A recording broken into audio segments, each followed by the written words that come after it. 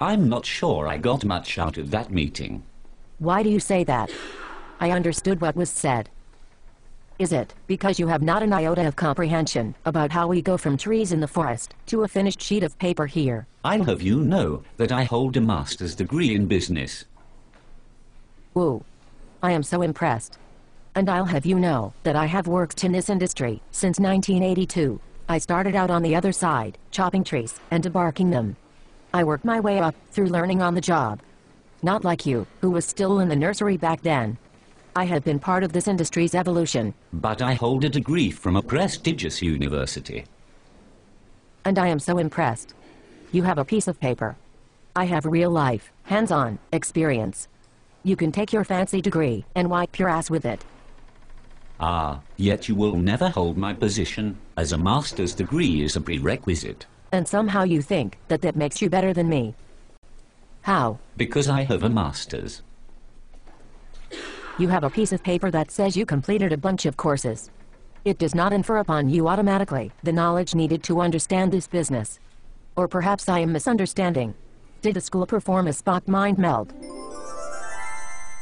My degree is from the Ivy League.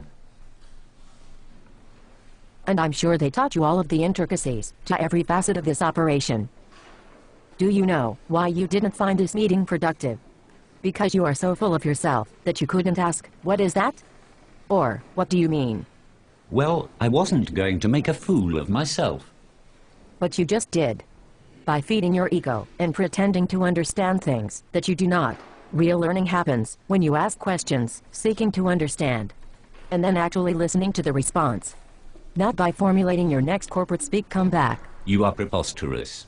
Insubordinate. No, you are living in an ivory tower. Why do you suppose that you must be rotated through all of the divisions here at the mill? Because even the big kahunas realize that you need real, hands-on experience to manage well. I'm not saying that you are correct.